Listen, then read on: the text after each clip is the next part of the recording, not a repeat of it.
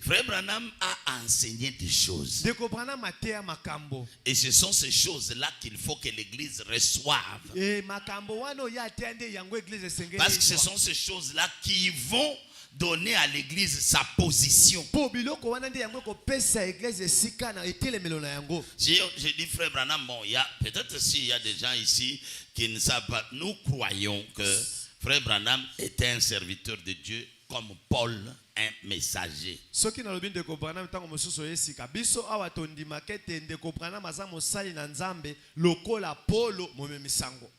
Et il avait le don d'être un prophète. Et si nous l'avons accepté, c'est parce que l'Écriture prévoyait que Dieu enverrait Élie le prophète pour préparer les gens avant la venue du Seigneur.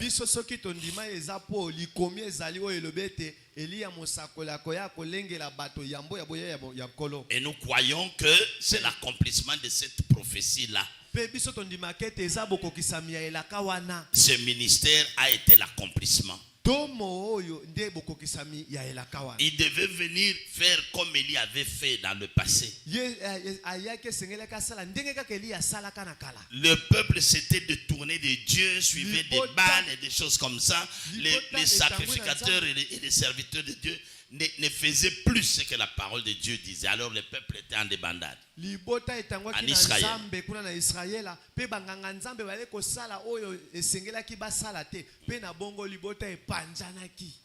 Alors, Dieu a envoyé Élie le prophète. Il a convoqué tout le monde au mont Carmel. Et là, il a lancé un défi. Il a dit, nous allons voir entre Baal et l'Éternel, vous les Baal, l'Astarté et tout ça. Le Dieu qui répondra par le feu, c'est celui-là qui est le Dieu qui mérite qu'on l'adore. Et ils sont allés à la montagne, au Carmel.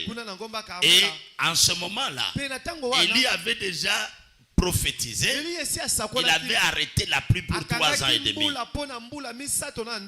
Et il n'y avait pas de pluie. 3 ans et 6 mois.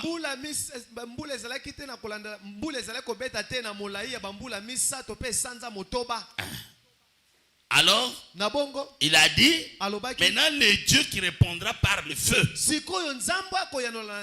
sera le Dieu qu'on adorera. Si vous lisez cela dans le livre de Rois et puis dans les Chroniques. Non, les Chroniques. Mitango, voilà. Il y a les nombres, Tango, et il y a aussi les Chroniques. Voilà. Alors là-bas, Élie a fait une chose. Il a d'abord donné l'opportunité aux prophètes de Baal. Il dit, invoquez votre Dieu.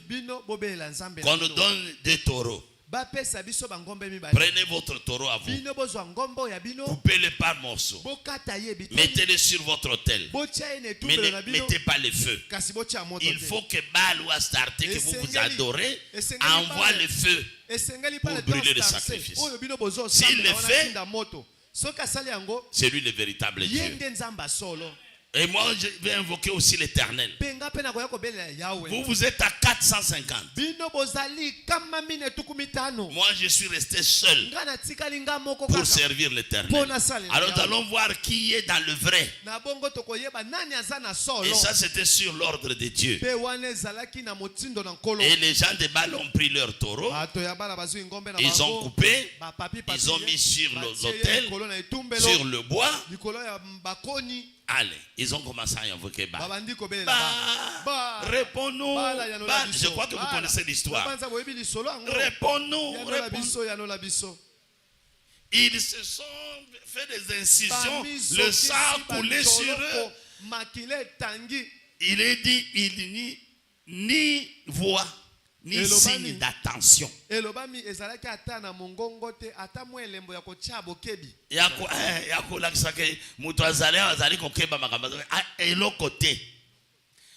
Et puis Élie a commencé à se moquer de vers midi. Il criait fort. Il est Dieu. Peut-être qu'il est en train de faire la sieste. Il va se réveiller. Ou bien il est en voyage. Il entendra, il reviendra crier. Et ces individus ont crié. Maintenant, remarquez que Élie, lui, quand il intervient, il n'intervient pas à n'importe quelle heure. Il intervient à l'heure de l'offrande du soir. À l'heure où Dieu vient à la rencontre du pécheur. À l'heure où Dieu vient à la rencontre de l'adorateur. Lui a choisi ce moment-là. Il leur a dit, bon, ça suffit. Tout le monde a vu que votre balle ne répond pas. Laissez-moi aussi invoquer l'Éternel. Il est dit, avant toute chose, il a rétabli l'autel de l'Éternel. Il a remis les choses telles que Dieu avait ordonnées. Il a rétabli la parole. Il a rétabli l'autel. Il a fait avec des pierres non taillées.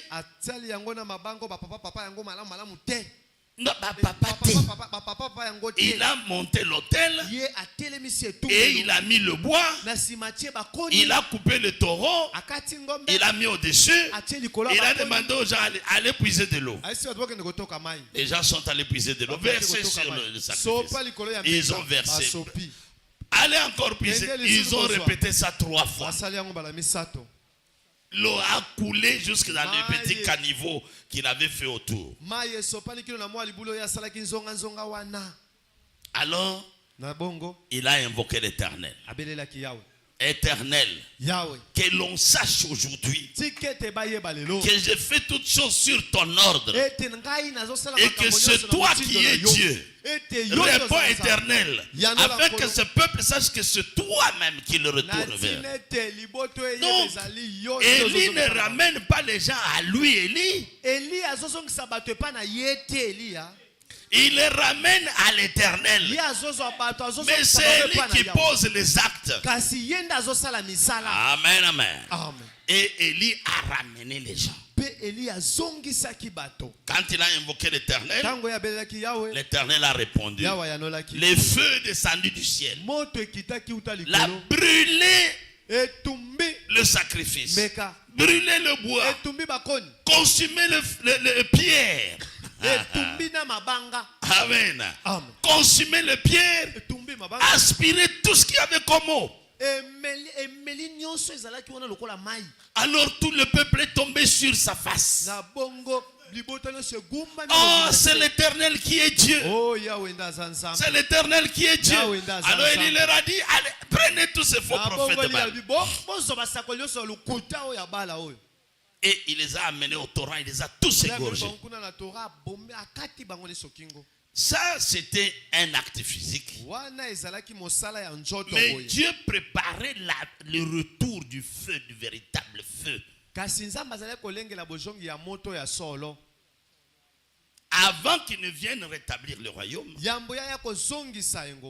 il fallait que quelqu'un vienne avec le même esprit de Dieu. C'est ce qui est dit dans Malachie. Voilà pourquoi souvent, même dans nos églises, même sur les murs de nos églises, on écrit Malachie 4. Apocalypse dit, ce sont les prophéties que nous savons, que nous croyons, la base que nous croyons que ça s'est accompli aujourd'hui. Amen.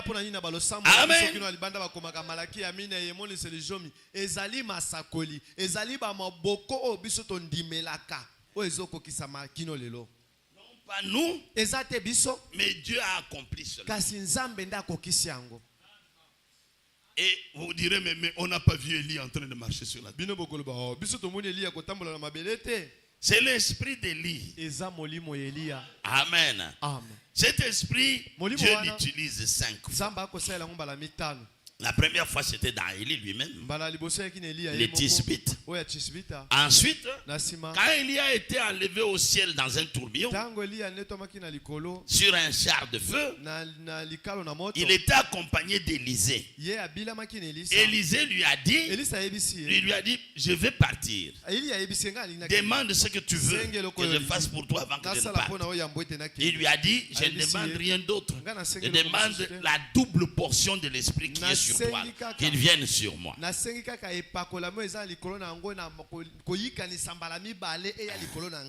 Ok. Que cet esprit vienne sur moi. Et Élie lui a dit, tu as demandé une chose difficile. Mais si tu y es attentif et que tu me vois pendant que je pars, cela t'arrivera. Alors Élisée avait les yeux fixés sur Élie. Ils sont arrivés au Jourdain. Et Élie a enlevé son manteau. Il a roulé, frappé sur les eaux du Jourdain. Les eaux se sont partagées. Et ils ont traversé à pied sec. Oh, tout le monde savait qu'Élie était formidable dans ce domaine-là. Il était tellement proche de Dieu que Dieu agissait comme si Élie était Dieu. Quand il a arrêté, la pluie n'est pas venue dire ainsi dit le Seigneur. Non. Il a dit il ne tombera pas de pluie ce jour-ci, ni même de rosée, sinon à ma parole. Il n'a pas dit ainsi dit le Seigneur. Il est parti. Voilà à quel degré nous devons arriver. L'Esprit de l'Éternel fondu avec nous.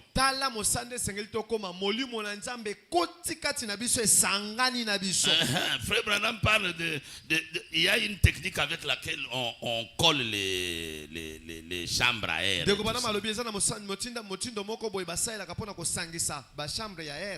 Coller quand ça se trouve. On peut mettre de la colle, mais il existe aussi une autre façon de faire. On prend la partie que l'on veut coller, on met dans une machine, on chauffe.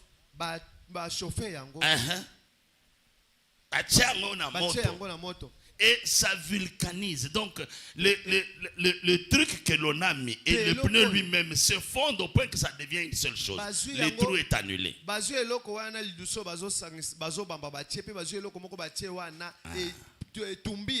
Voilà. Ici je voyais aussi ça, mais maintenant à l'époque de Frère Branham, la technique des pneus tubeless n'existait pas. Sans tube à l'intérieur, ça n'existait pas.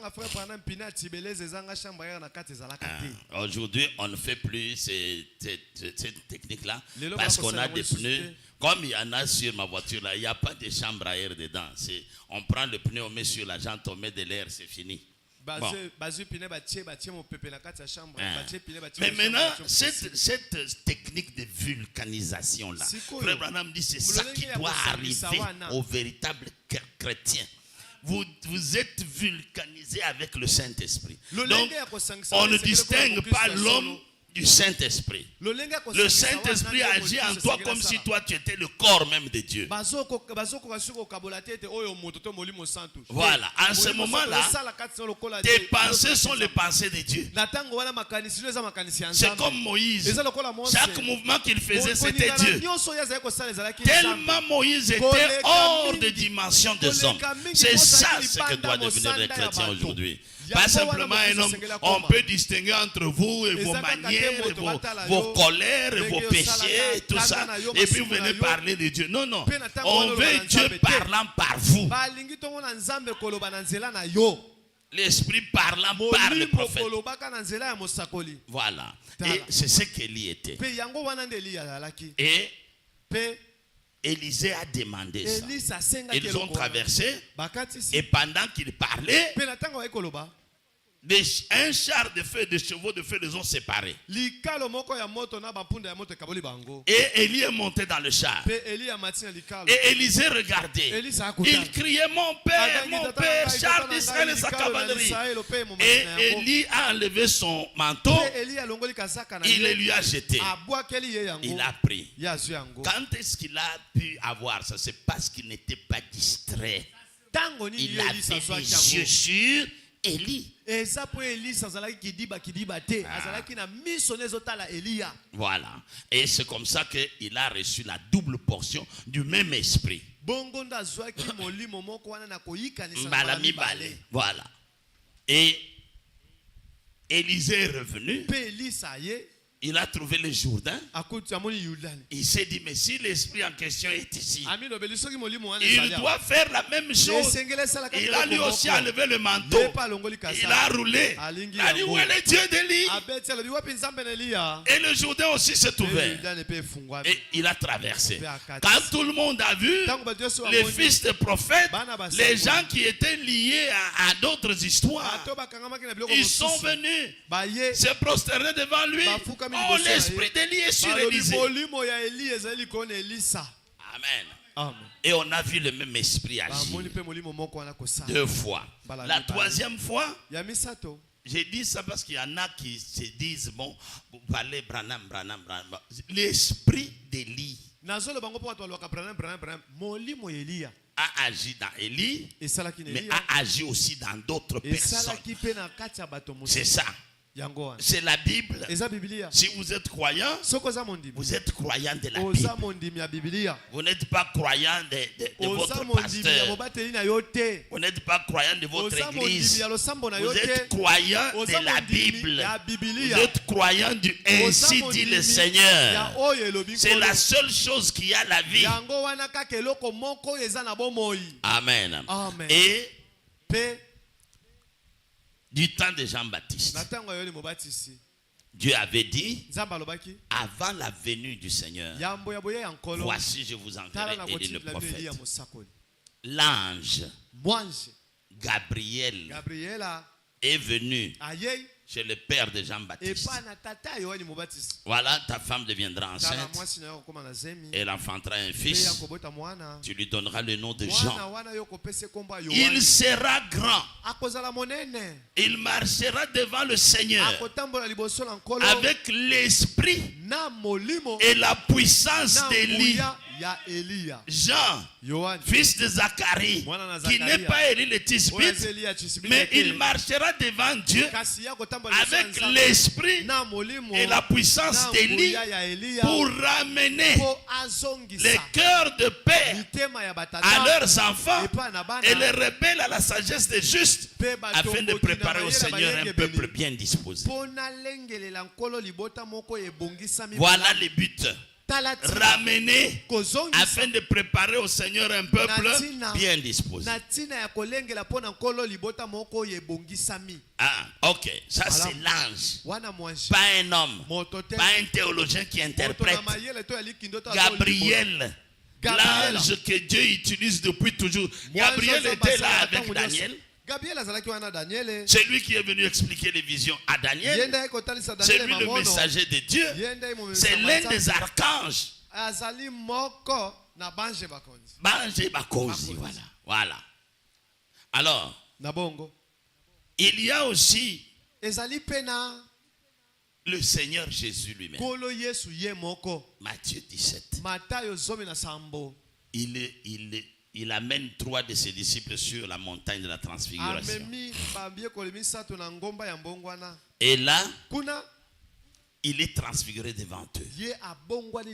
Et les disciples voient Élie et Moïse s'entretenant avec le Seigneur glorifié. Il est dit, ses habits brillaient comme la lumière. Une nuée de gloire les a couverts. Et une voix a dit aux disciples, celui-ci est mon fils bien-aimé, à qui j'ai mis toute mon affection. Écoutez-le. Et quand ils se sont relevés, ils n'ont vu que Jésus seul. Alors les Écritures sont revenues. C'est ça. Les vrais croyants, ils connaissent ce que Dieu a dit. Ce ne sont pas des croyants d'église. Ce sont des gens qui sont de la parole. Amen. Le pasteur peut mourir. C'est un être humain. Akufi Bokundi, c'est tout. Maintenant, vous resterez avec quoi? Vous écoutez le pasteur parce qu'il vous donne la parole. Mais allez dans la parole. Recevez la parole. Gardez la parole dans votre cœur. Connaissez-la.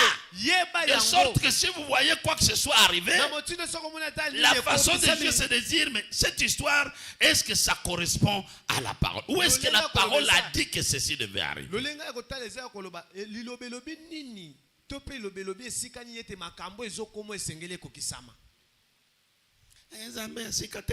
J'ai posé la question à quelqu'un. On était dans les montagnes de Matadi. Je lui ai dit, ah bon? Comme on dit Nzambe à Jacob, Nzambe à Israël, donc Nzambe à Sikatenda. Oui.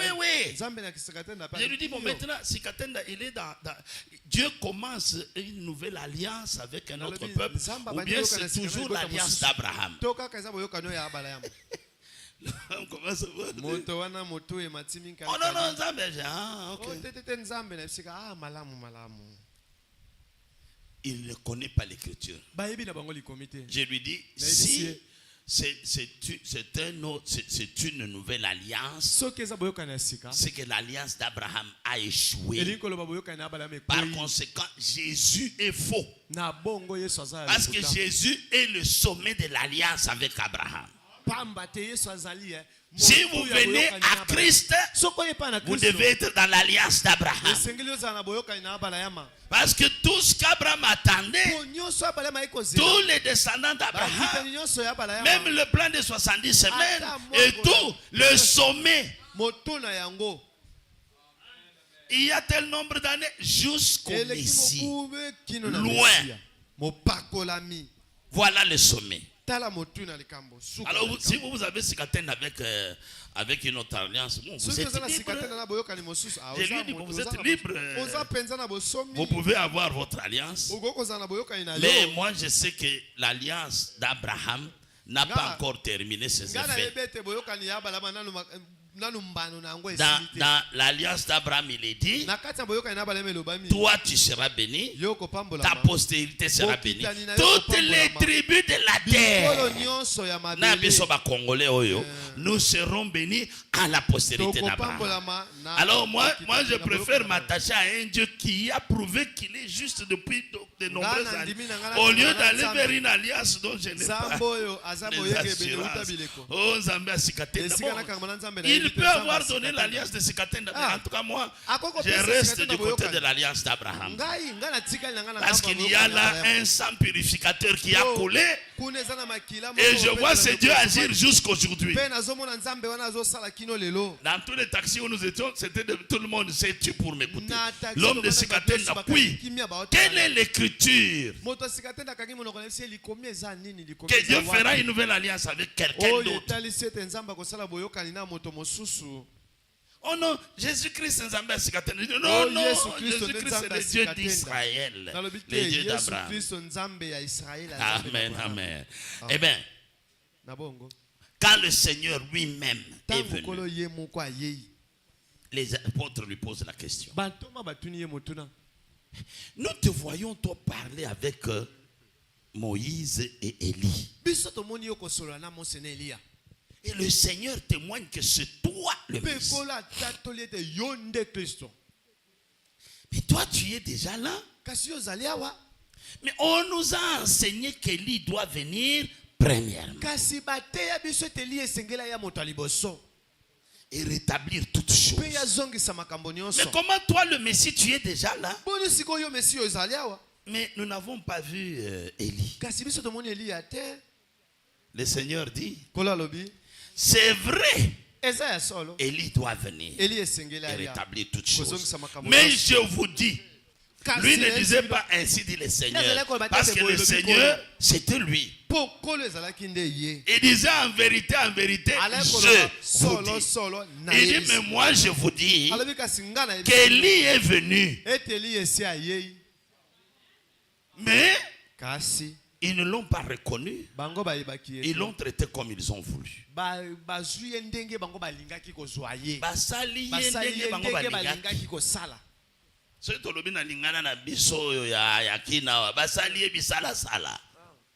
Mais ils n'ont pas reconnu que c'était Élie.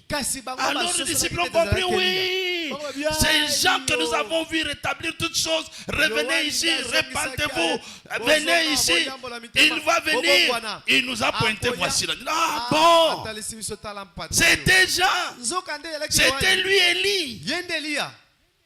Mais depuis le jour où Jean a vécu jusqu'au jour où Jean est mort, on ne l'a jamais appelé Élie. Amen.